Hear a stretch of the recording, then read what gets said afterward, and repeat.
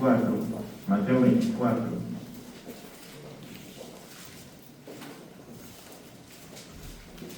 Vamos a leer del versículo 1 al 9. Mateo 24, del 1 al 9. Si no tiene una Biblia, hermanos, nuestros hermanos ahí les pueden proporcionar una. Levante su mano si usted no tiene una Biblia. Mateo 24, del 1 al 9.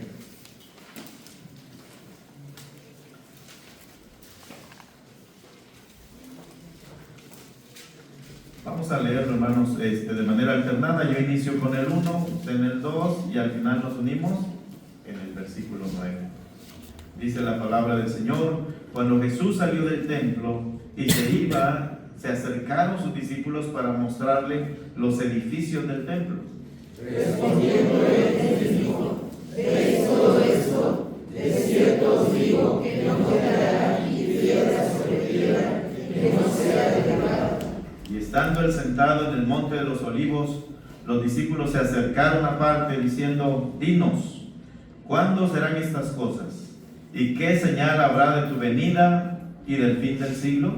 Respondiendo Jesús les dijo: mirad que nadie os engañe. Porque vendrán muchos en mi nombre, diciendo: yo soy el Cristo, y a muchos engañarán. Y veréis de guerras y rumores de guerras. Mirad que no os turbéis, porque es necesario que todo esto acontezca, pero aún no es el fin. Porque se levantará nación contra nación y reino contra reino, y habrá pestes y hambres y terremotos en diferentes lugares. Y todo esto será principio de dolores. Entonces os entregarán a tribulación y os matarán, y seréis aborrecidos de todas las gentes por causa de mi nombre. Vamos a orar. Padre bendito, te damos muchas gracias, Señor, por esta oportunidad. Tú nos has traído aquí, Señor, porque dice la palabra que tú pones el querer como el hacer por tu buena voluntad. Y si estamos aquí, Señor, es porque tú tienes un plan precioso, Señor, para nuestra vida, para nuestros corazones, Señor. Gracias, Padre. Sé que tu Espíritu Santo, Señor, está aquí en medio de nosotros, queriendo sanar, Señor, queriendo bendecirnos, queriendo atraernos hacia ti, Señor. Padre, gracias te damos por tu presencia el día de hoy, en el nombre de Jesús nuestro Salvador. Amén. Amén. Hermanos, en Mateo 24, cuando usted tenga chance de leerlo, hermanos, el Señor da una explicación bien completa acerca de las cosas que van a venir en los últimos tiempos. Y usted puede ver, hermanos, y estamos seguros 100% que estamos en esos últimos tiempos que dijo el Señor. Y usted ve en Mateo 24, ve toda la lista de todas las cosas que iban a suceder y están sucediendo. Hermanos, hoy en día la gente no quiere escuchar la verdad. Si usted habla con la verdad, hermano, usted está en peligro. No sé si escucharon de una persona en Estados Unidos, se llama, se apellida Kirk, creo que es Charles Kirk. Estaba joven, como 30 años. Él apoyaba a Donald Trump en sus ideas, pero también, hermanos, él estaba en contra de estas cosas de la ideología de género, todo tipo de cosas, y predicaba acerca de Jesucristo. La idea era volver a los valores. Y la verdad, a veces podemos criticar a Donald Trump y todas sus ideas de ellos, pero hermanos, la verdad es que Estados Unidos, hermanos, está en crisis. Tiene una crisis moral, una crisis de valores. Ellos ya no saben distinguir en qué es lo bueno y qué es lo malo. Hermanos, ese es un país que Satanás está atacando mucho, porque de ahí, hermanos, el evangelio llegó de Inglaterra hacia Estados Unidos, y de Inglaterra y los puritanos se instalaron, y de ahí, hermanos, se enviaron misioneros a todas partes del mundo, tanto que esta iglesia que está hoy aquí es parte de ese esfuerzo de los misioneros americanos, ¿verdad? De los bautistas de allá del sur. Y hermanos, Satanás está atacando muy fuerte, hermanos, a Estados Unidos. Y este hombre se levantaba y en cada universidad enseñaba acerca de los valores judeo-cristianos, que era importante volver a esos valores, y era muy atacado por esas comunidades, ¿verdad? Que ustedes ya saben. Y hermanos, yo creo que la semana pasada, hace 2 semanas, pues él estaba haciendo eso y fue asesinado de un disparo. todo porque no resistían la verdad. Y hermanos, la verdad, hermanos, está en juego. Mucha gente, hermanos, no quiere escuchar la verdad. Prefiere escuchar la mentira. Prefiere escuchar lo que sus oídos quieren oír. Pero hermanos, tenemos que escuchar la verdad. Y dice la palabra ahí en Mateo 24:9, dice, y entonces os entregarán a tribulación, y también dice, y os matarán, y seréis aborrecidos de todas las gentes por causa de mi nombre. Hermanos, esto ya está empezando, ¿verdad? De por sí los cristianos siempre han sido perseguidos a través de los tiempos, pero hoy es más. Porque hermanos, la gente no quiere escuchar la verdad, porque hoy la verdad es relativa. Cada uno dice tiene su propia verdad. Lo que es verdad para mí puede ser no verdad para ti. Pero hay verdades universales, hermanos, que se deben defender, ¿verdad? Como el matrimonio entre hombre y mujer es una verdad universal. Dios creó al hombre a su imagen y semejanza, ¿verdad? Y dijo, los dos serán una sola carne, ¿verdad? Y hermanos, son verdades que están en la palabra. Los valores, hermanos, que debemos de mantener, el valor del respeto, la honestidad, todas esas cosas, hermanos, ya están en juego. Y hermanos, a la gente no les gusta escucharlos. Y hermanos, el Señor Jesús nos enseña qué cosas van a venir en los últimos tiempos. Yo creo que a todo el mundo nos interesa saber, sobre todo somos muy curiosos, ¿y qué va a pasar después? ¿Qué va a pasar en las siguientes generaciones? Y hermanos, vemos que cada vez el mundo va de mal en peor. Los gobiernos, hermanos, van de mal en peor. Hermanos, usted puede ver el gobierno de México en este momento, ¿verdad? Trataron de poner los más honestos en los puestos importantes, ¿verdad? En las aduanas y todo eso, los militares, ¿verdad? Que tienen mucha disciplina, ¿verdad? Que no se dejan corromper fácilmente. La marina, que es de los más altos emblemas, ¿verdad? Del país. Y hermanos, también fueron alcanzados por la corrupción. Hermanos, el pecado está infiltrado en todas las partes, tanto del gobierno, de las familias y en cada una de nuestras vidas, porque el pecado es un cáncer, hermanos, que está atañendo a este mundo. Pero hermanos, y este cáncer se va a extender cada vez más y va a alcanzar, y está alcanzando hasta la iglesia, porque dice la palabra que en los últimos tiempos, por haberse multiplicado la maldad, el amor de los cristianos también se iba a enfriar. Y hablando de eso, hermanos, ahora en la siguiente reunión es importante que nos saludemos, ¿verdad? Levántese, salúdense, vamos a tener esta práctica. Porque no somos europeos, ¿verdad? Aunque parecemos alemanes, pero no. Allá son más secos, ¿verdad? No se dan ni siquiera un apretón de manos ni un abrazo. Pero nosotros somos latinos, hermanos, somos más amistosos, amables, ¿verdad? La otra vez que empezamos para el tiempo de las bienvenidas, vamos a parar y nos vamos a saludar y vamos a darnos un abrazo porque somos una familia, somos la familia de Dios y especialmente a los nuevos creyentes. Hermanos, qué importante es esto. Hermanos, la gente quiere saber acerca del futuro. El Señor nos da una panorama, hermanos, acerca de las cosas que van a venir en los últimos tiempos. Y hermanos, miren lo que dice en Mateo 24:1, dice, cuando Jesús salió del templo y se iba, se acercaron sus discípulos para mostrarles los edificios del templo. Hermanos, este edificio del templo, esta construcción hecha por Herodes el Grande, era de las más hermosas que existían. Y tan grande, hermanos, y tan sublime. ¿Sabe? Cada bloque, hermanos, del que estaba construido, medía 13 metros de largo, por 4 de ancho y por 4 de alto. Imagínense, 13 metros. Y era hecha de una sola piedra. O sea, es prácticamente de ahí hasta el final, yo creo, ¿verdad? Una sola piedra. Y hermanos, era tan hermosa esa construcción que todo el mundo, hermanos, se admiraba. Y todos los historiadores de ese tiempo lo contaban como una gran maravilla, hermanos, el templo. Por eso los discípulos, hermanos, queriéndole presumir a Jesús cuando salió del templo y se iba, dice, se acercaron los discípulos diciendo, para mostrarle los edificios del templo. Querían ellos presumir, ¿verdad?, de ese lugar tan bonito, tan hermoso. En Marcos 13:1 también nos dice lo mismo. Busque por favor Marcos 13:1 y 2.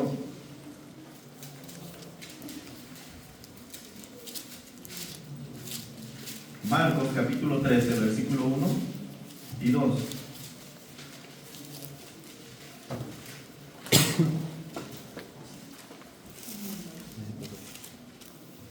Marcos 13, 1 y 2. Mire, dice: saliendo Jesús del templo, le dijo uno de sus discípulos: Maestro, mira qué piedras y qué edificios.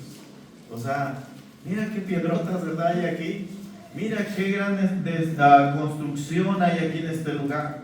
Pero saben, hermanos, Jesús no se deja impresionar por las apariencias, ¿verdad? La respuesta de Jesús en el versículo 2 dice: Jesús respondiendo le dijo: ¿ves estos grandes edificios? No quedará piedra sobre piedra que no sea derribada. Bueno, Jesús no se deja impresionar. Nosotros sí nos dejamos impresionar por muchas cuestiones. Si usted lleva tiempo viviendo en Querétaro y si viene alguien a visitarlo, ya sea de aquí del mismo país o del extranjero, ¿qué es lo primero que usted les muestra de Querétaro? Los arcos, ¿verdad? Le dice: mira qué piedrotas, ¿verdad? Mira qué piedrotas tan grandes, ¿verdad? Miden hasta 20, no sé cuántos metros de altura, ¿verdad?, el acueducto. Y lo primero que les mostramos son los arcos. ¿Qué otra cosa les mostramos? El centro histórico. El centro histórico, ¿verdad? Todas las calles muy bonitas, los edificios antiguos. ¿Qué otra cosa les mostramos? El Cerro de las Campanas, ¿verdad? Ahí está la historia donde fue fusilado Maximiliano. Están los, ¿cómo se llama? El Panteón de los Hombres Ilustres, ¿verdad? Ahí donde está el mirador. ¿Cómo se llama? Mausoleo, ¿verdad?, de los hombres ilustres. Y hermanos, ¿y cómo nos sentimos cuando les mostramos a ellos? Pues orgullosos, ¿verdad? La verdad que Querétaro es uno de los estados más bonitos que hay, ¿verdad? Los que llevamos mucho tiempo aquí viviendo, aunque no somos de aquí, pero podemos decir que es de los estados más bonitos. Yo he ido a otros estados, a Saltillo, a San Luis, a León, pero el centro de Querétaro es de los más bonitos. Y gracias a Dios, ¿verdad?, por eso. Pero hermanos, eso es más o menos lo que estaban haciendo los discípulos, presumiéndole a Jesús todas esas grandes maravillas que habían sido construidas. Pero hermanos, Jesús no se deja impresionar por eso, porque en primer lugar, hermanos, a veces construimos edificios sin muros firmes. Construimos a veces edificios en muros firmes. Hermanos, vivimos una sociedad que vive siempre de apariencias, ¿verdad? La fachada, la apariencia, a veces eso es lo más importante. Y usted puede ver, hermanos, los jóvenes, los adolescentes, en las redes sociales, siempre que quieren hacer, verse bien, ¿verdad? Ya hasta hay filtros. Usted puede ser bien feito, pero con el filtro les queda como, no sé, Tom Cruise o algo así, ¿verdad? Pero nomás se quita el filtro y chuec, luego.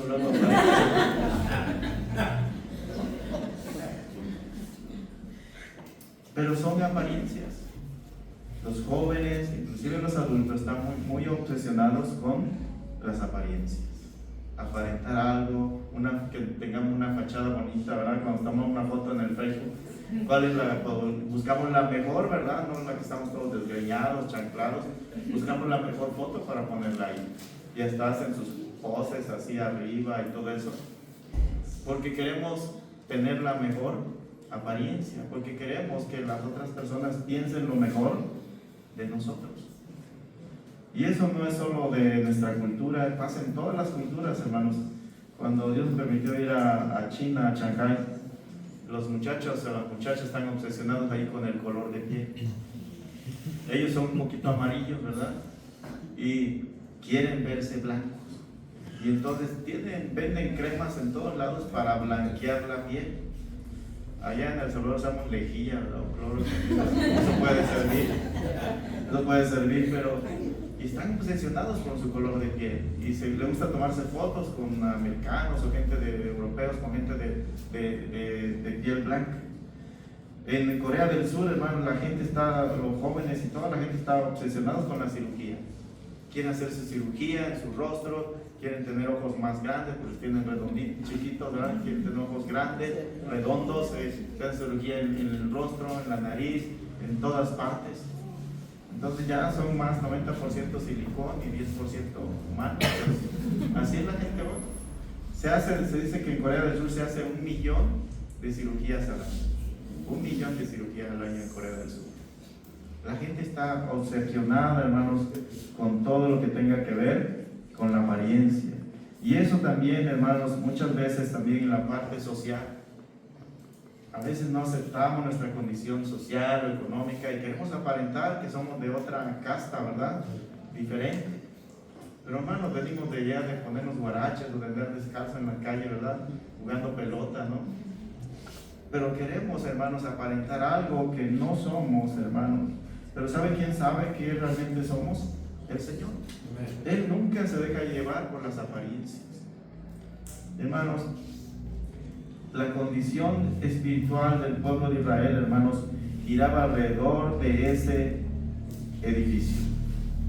Ese edificio, hermanos, se había vuelto más sagrado para ellos que Jesús mismo, tanto que ellos juraban por el templo, ¿verdad?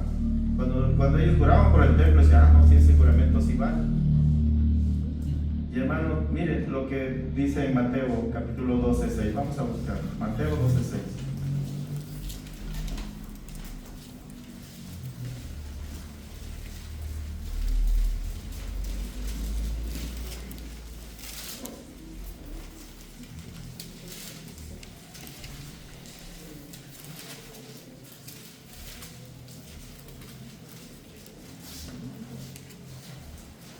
Mateo 12:6.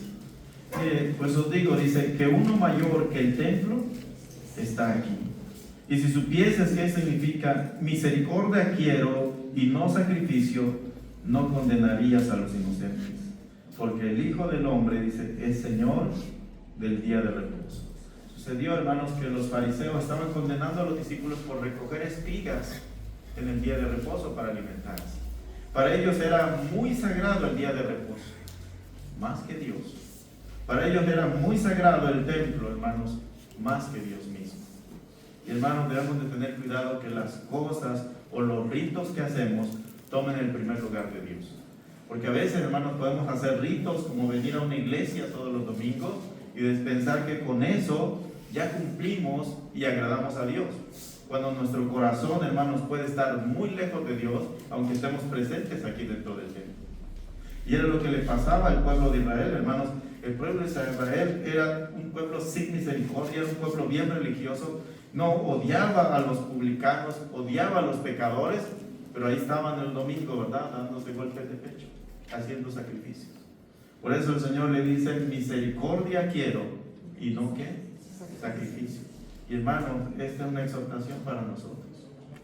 ¿Cómo estamos en cuanto a la misericordia? ¿Cómo estamos en la misericordia unos con otros? A veces es más fácil juzgarnos unos a otros, decir, es que este hermano no viene, es que este hermano anda mal, es que este hermano lo otro. ¿Y la misericordia dónde está? Dice la palabra, misericordia quiero y no sacrificio. Y hermanos, para ellos era más importante un edificio que las relaciones que pudieran tener, hermanos, con otras personas. Y hermanos, gracias a Dios que tenemos este edificio, pero este edificio no es importante. Dios puede proveer un edificio mucho más grande que este. Si usted, hermanos, a veces le tomamos mucho valor a las cosas, ¿no? Le tomamos mucho sentimiento a las cosas. Usted puede tener un carrito bien viejito, pero dice, ¿lo vas a cambiar? No, es que ya le tengo mucho cariño. Así tengo esta camioneta, yo quiero venderla, pero digo, ay, si luego nosotros no vamos a caber, ¿no? Y a veces hay cosas en la casa que no sirven. Y la esposa dice, tíralo ya, pues ¿qué lo haces ahí? Ya lo tienes de hace años. Dice, no, es que este me trae recuerdos y que no sé qué. Y a veces, hermanos, somos muy apegados a los objetos, a las cosas, hermanos, que a veces dejamos a Dios de un lado. Y hermanos, el pueblo de Israel estaba más apegado al edificio que a Dios mismo. Y hermanos, ellos saben que la presencia de Dios ya no estaba ahí en ese lugar. En Ezequiel nos habla acerca de cómo la presencia de Dios abandonó el templo. Ya era solo un edificio. Y hermanos, es la trampa del diablo que puede caer en el orgullo religioso. Es decir, tenemos el mejor edificio del mundo. Pero ¿de qué nos sirve, hermanos, si Cristo, si la presencia de Dios no está ahí en ese lugar? No sirve de nada. A veces vamos a lugares y nos sentimos que ahí no está el Señor, porque no se siente la presencia de Dios ahí. No hay ese amor, hermanos, que debemos de tener unos a otros. No hay misericordia. No está la presencia de Dios ahí. Hermanos, no querramos que podamos tener edificios bonitos, pero si Dios no está ahí, no sirve de nada. ¿Y sabe que eso es lo que le pasó a la iglesia cristiana en el año 300?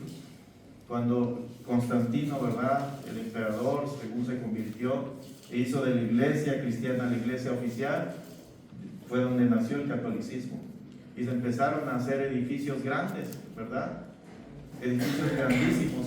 Y entonces después en Europa competían los reyes, los príncipes, para ver quién tenía la catedral más hermosa. Y hermanos, el diablo hizo que cayeran en ese orgullo de tener edificios bonitos, pero sin la presencia de Dios ahí. Y usted puede ir hoy a Europa y puede admirar todos esos edificios, pero que están muertos, están vacíos, solo llegan a tomarse fotos ahí los turistas.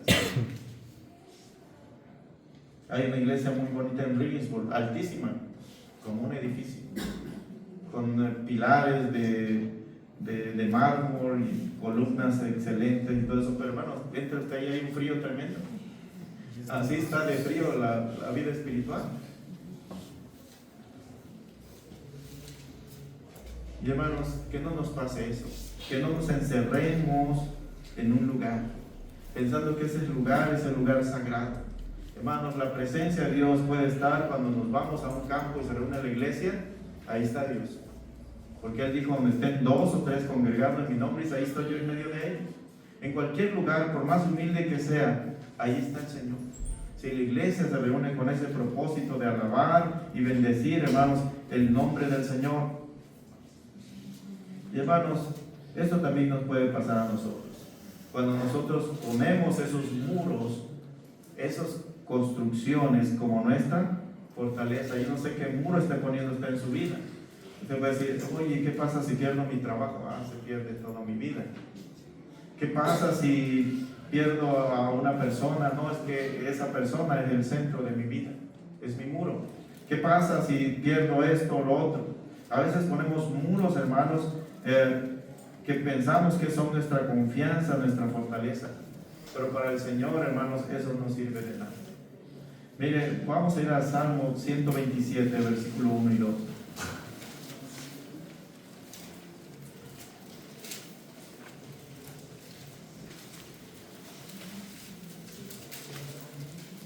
Salmo 127, versículo 1 y 2.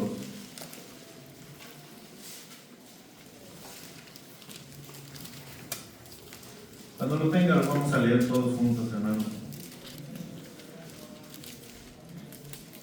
Leemos, hermanos. Dice: si Jehová no edificare la casa, en vano trabajan los que la edifican. Si Jehová no guardare la ciudad, en vano vela la guardia.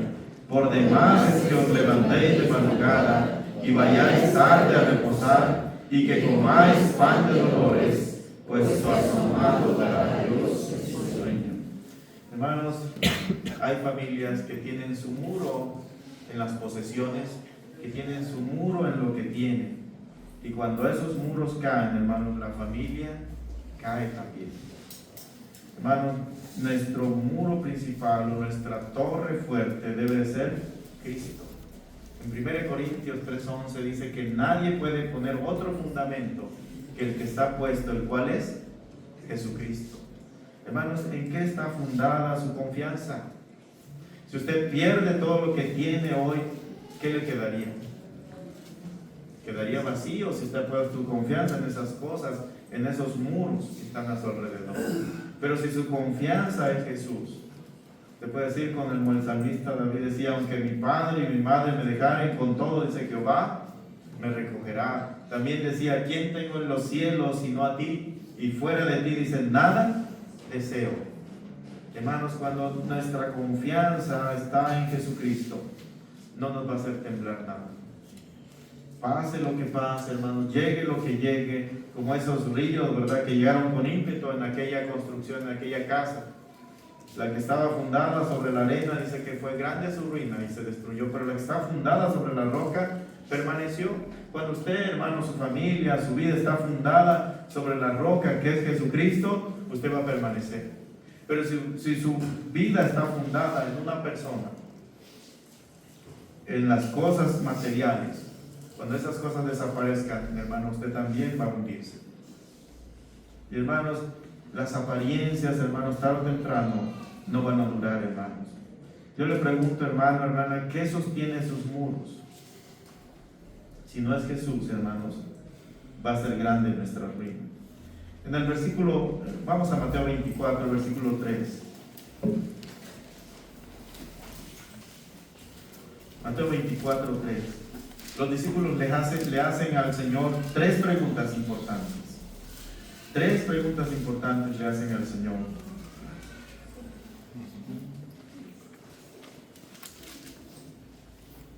Mire, le dice, y estando él sentado en el monte de los olivos, ya no están en el mismo lugar. Acuérdense que acababan de salir del templo, pero después siempre Jesús solía ir a ese lugar alto donde se podía apreciar la ciudad vieja, donde se podía apreciar los muros.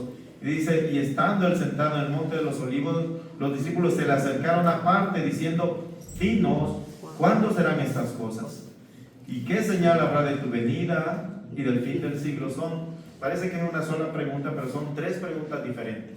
¿Y cuándo serán estas cosas? Se refiere a la destrucción del templo de Jerusalén. ¿Qué señal habrá de tu venida? Bueno, las cosas que van a suceder antes de la venida de Jesucristo y por último, el fin de este mundo. Son tres preguntas diferentes que los discípulos le hacen. Qué interesantes y qué importantes, hermanos, son estas preguntas.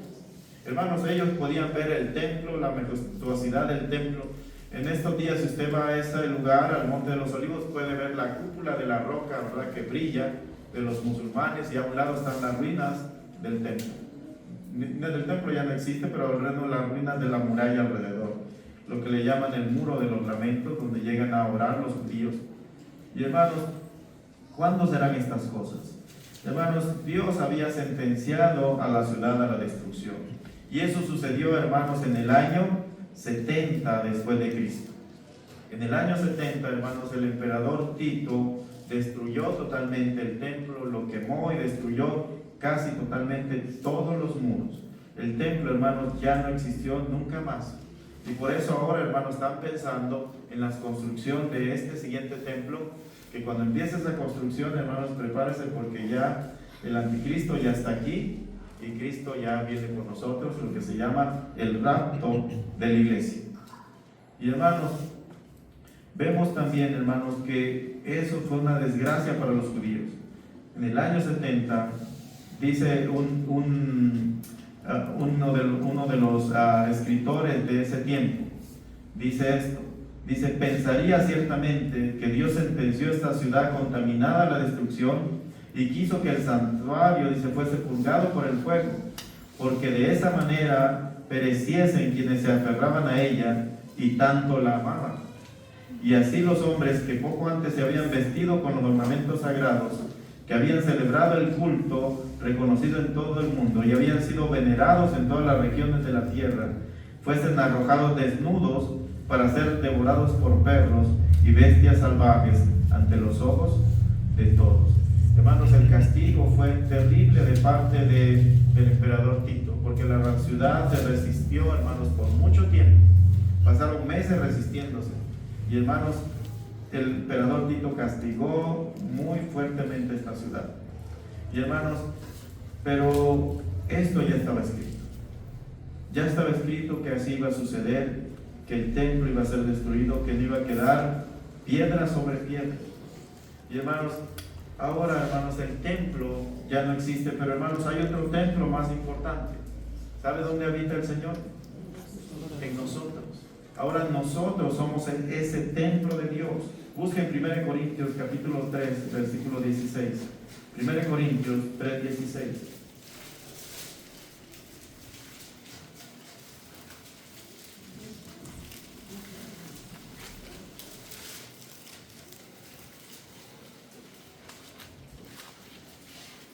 Mire, dice 1 Corintios 3, 16, dice, ¿no sabéis que sois el templo de Dios y que el Espíritu de Dios mora en vosotros?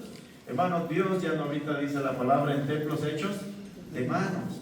¿Sabe? El templo, la morada de Dios es usted. Desde el momento que usted recibe a Jesús en su corazón, desde el momento que usted se arrepiente de sus pecados, Y dice la palabra ya en Efesios 1:13, el momento que oímos y creímos en el Evangelio de nuestra salvación, el Espíritu de Dios empieza a morar en nosotros. Ahora, hermanos, qué gran bendición tenemos que usted es el templo viviente de Dios. Algunos ya somos más que catedral, ¿verdad? Pero la morada de Dios está en nosotros. Pero hermanos, ¿Dios puede destruir esta morada? Así como lo hizo con aquel templo. ¿Sí? Miren lo que dice el versículo 17. Si alguno dice destruyera el templo de Dios, Dios lo destruirá a él, porque el templo de Dios, el cual sois vosotros, dice, santo es. Hermanos, el pueblo de Israel dejó de santificar el templo de Dios. Se había convertido en un negocio, una mercadería. Hacían las cosas de manera religiosa. Y hermanos, nosotros tenemos este templo que es santo porque la presencia del Espíritu Santo está en nosotros. Y hermanos, usted debe considerar eso. Usted, por eso es importante, hermanos, que nosotros nos apartemos de la contaminación, nos apartemos del pecado. Hay gente que dice, oiga, pero ¿dónde dice que está prohibido fumar? No lo va a encontrar en la Biblia. No va a encontrar no fumarás. Pero hermano, usted debe saber que usted no debe contaminar su templo porque el Espíritu de Dios está ahí. Y es un espíritu de santidad. Y usted ha sido llamado a eso. Dice la palabra que a santidad nos llamó Dios.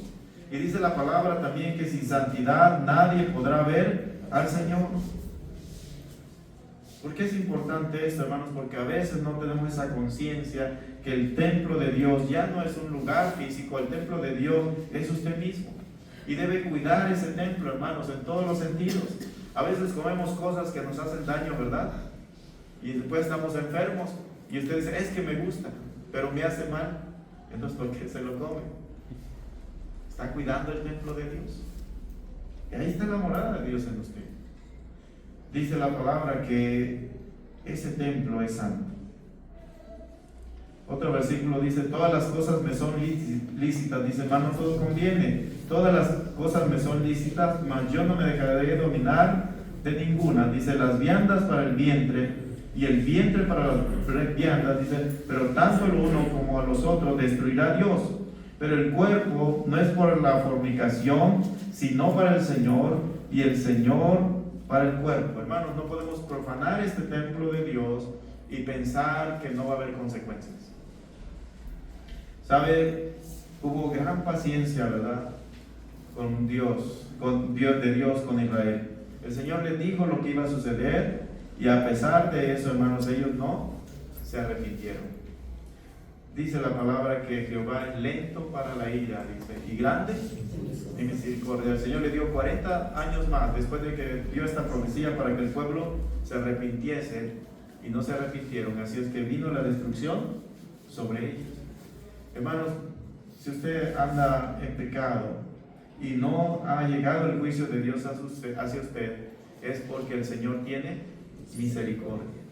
Usted está recibiendo en este momento la misericordia de Dios.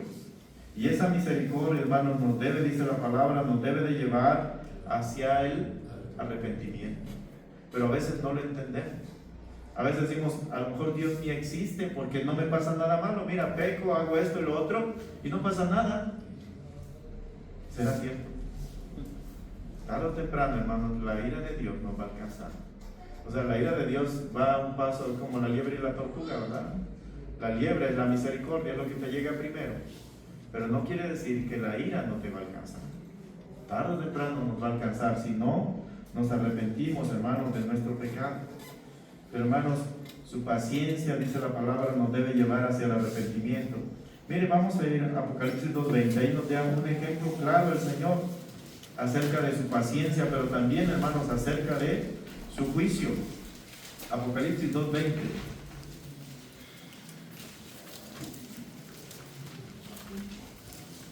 Es una exhortación, hermanos, hacia una mujer en una iglesia cristiana, en Apocalipsis. Mire, le dice a la iglesia, pero tengo unas pocas cosas contra ti, que toleras que esa mujer Jezabel, que se dice profetiza, enseñe y seduzca a mis siervos a fornicar y a comer cosas sacrificadas a los ídolos.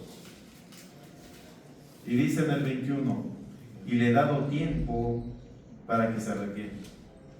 Hermanos, Dios es un Dios misericordioso. Usted no recibe la ira de Dios en el momento en que usted comete el pecado. No la recibe. Si la recibiera, hermanos, esta iglesia estaría vacía, empezando conmigo. No había nadie aquí.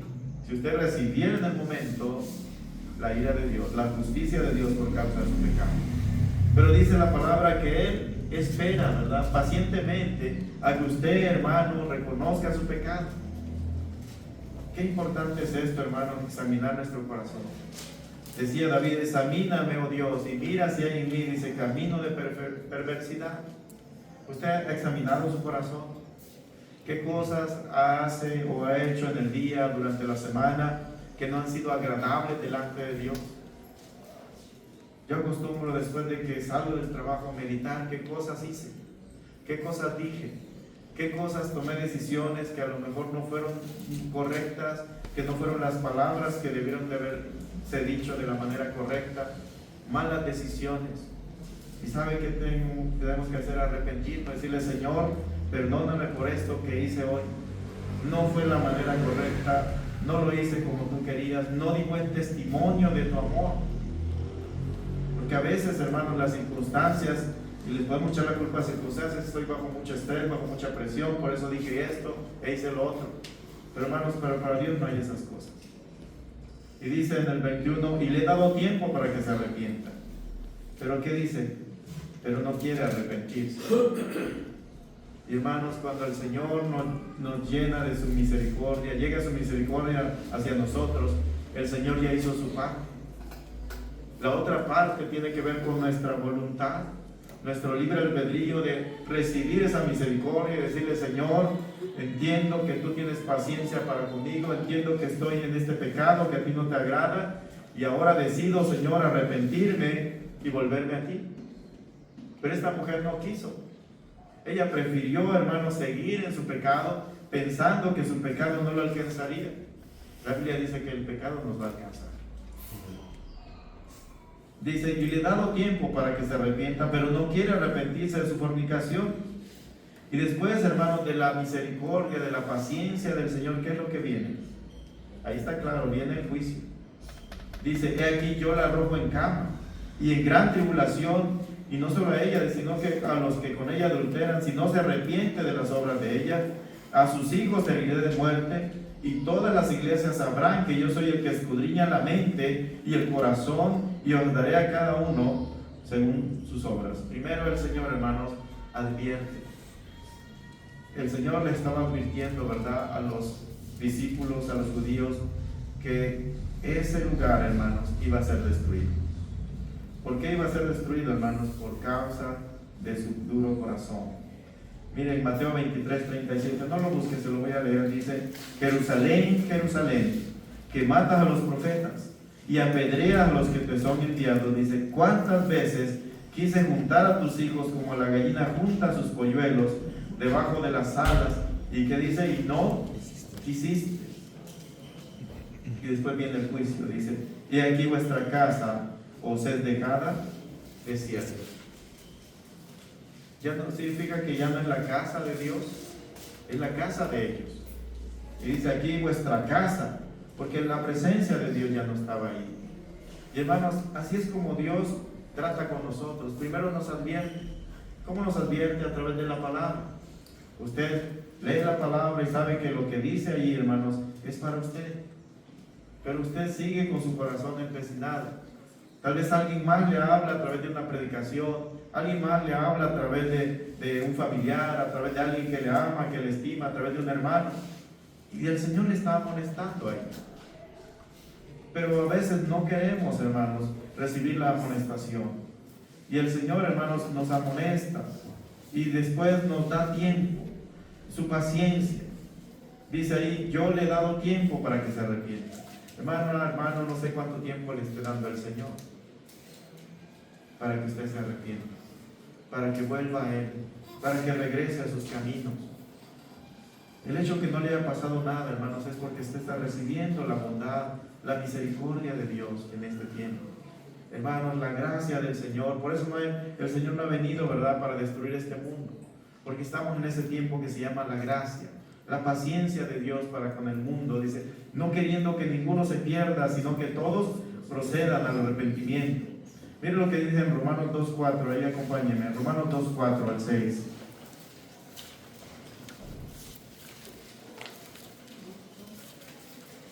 Romanos 2.4 al 6.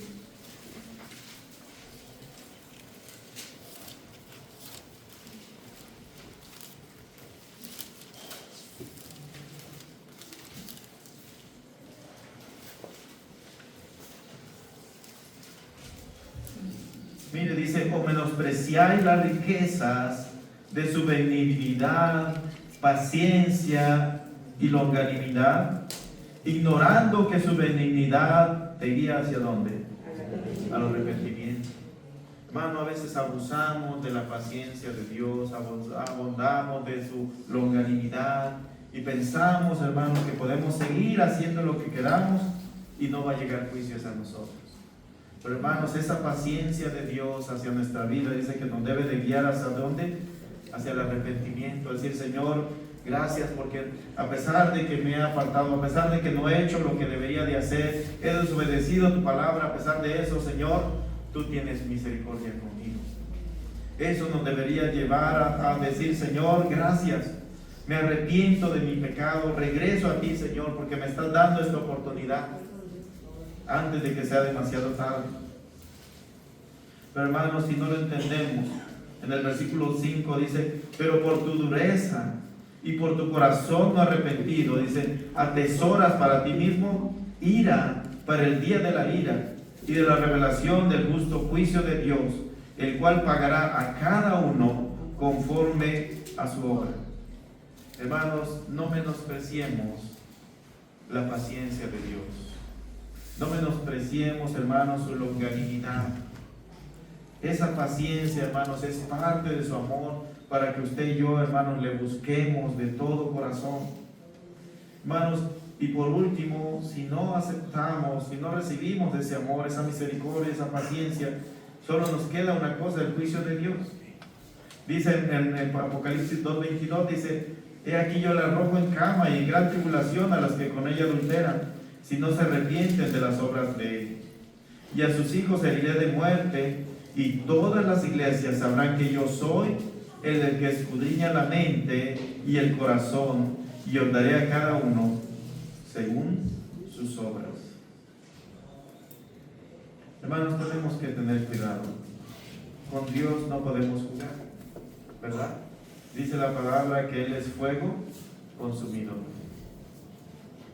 Si usted, hermano, no está tomando a la ligera el ser cristiano, porque muchas veces tomamos a la ligera el ser cristiano, pensamos que podemos andar en el mundo jugando con las cosas del mundo y a la vez queriendo estar con Dios. No se puede. Tenemos que tomar una decisión definitiva. O estamos con el Señor o no estamos con el Señor. Eso es así. Y el Señor, cuando estuvo aquí, Él fue muy directo. Mucha gente se acercaba para seguirle, ¿verdad? Y le decía, Señor, yo te voy a seguir, pero deja primero que cuide a mis padres, ¿verdad? Que esté con ellos y después que se mueran los viejitos te voy a seguir. Y Él le dijo, deja que los muertos entierren a sus muertos. Y otro hombre, ¿verdad? Se acercó y le dijo, Señor, yo he guardado toda la ley, he sido bueno, yo quiero seguirte. Entonces vende todo lo que tienes, dalo a los pobres y sígueme. Hermanos, el seguir a Cristo requiere sacrificio. Él dijo, hermanos, el que no toma su cruz y viene en pos de mí, dice, no es digno de mí. Hermanos, si usted quiere seguir a Jesús sin dejar todo lo demás, no puede ser discípulo de Jesús. Él dijo, no puede ser mi discípulo. No lo digo yo, fue el Señor. Usted tiene que tomar decisiones, hermanos, firmes en cuanto a la fe. El seguir a Jesús, hermanos, es una decisión que se toma, hermanos, con conciencia. Con conciencia, hermanos, de que esa decisión, hermanos, lo va a llevar en primer lugar hacia la vida eterna. Pero también esa decisión, hermanos, le va a traer problemas. Le va a traer persecuciones de su familia, le va a traer persecuciones de toda la gente, inclusive hasta la muerte, como le pasó a este hermano ahí en Estados Unidos.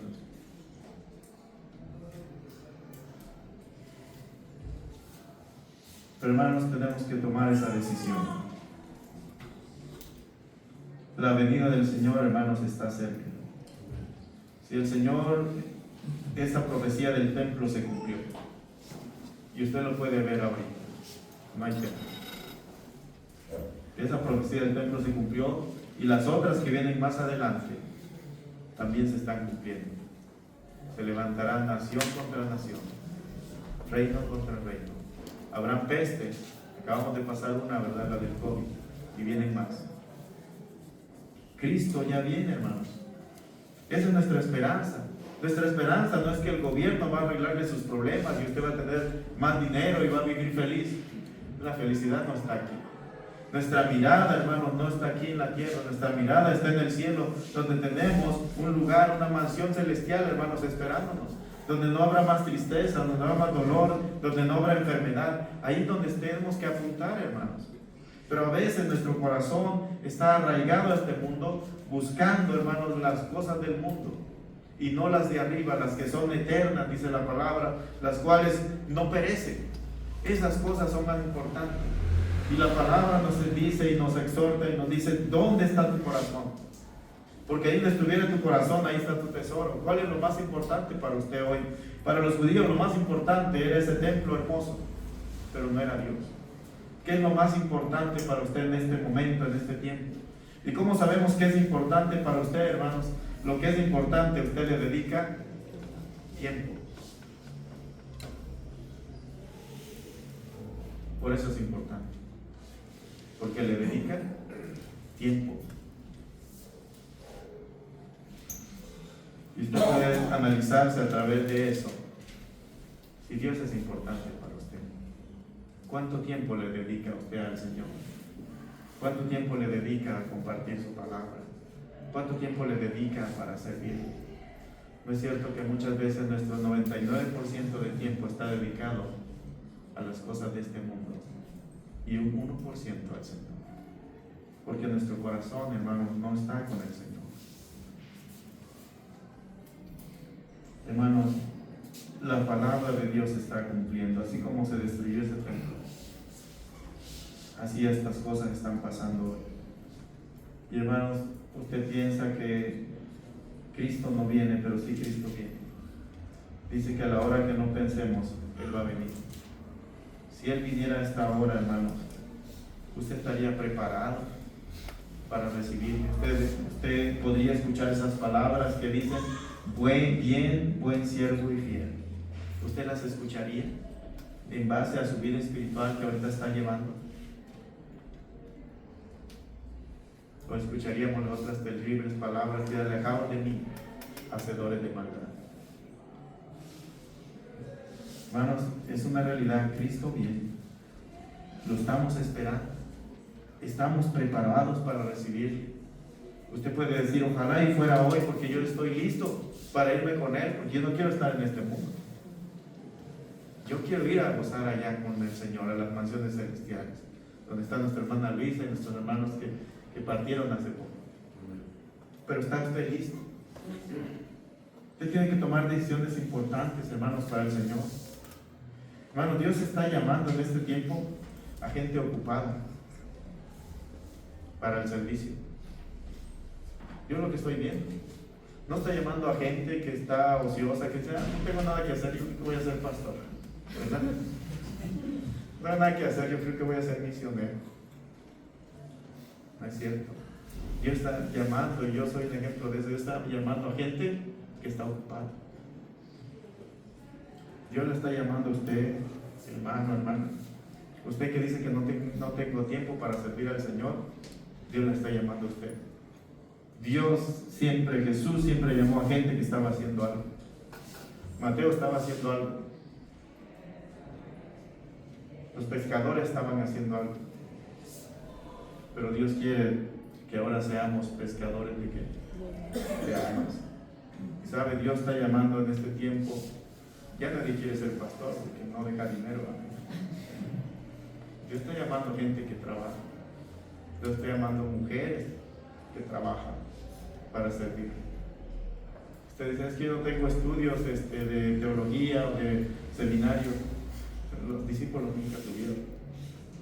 ¿De qué seminario se graduaron? Del seminario de Jesús. Dice, les reconocían, dice que habían estado con Jesús. Usted, si está con Jesús, si vive en íntima comunión con Él, vive en obediencia a Él, a su palabra, el Señor le va a llamar a usted para servir. Y Él la va a preparar, Él lo va a preparar.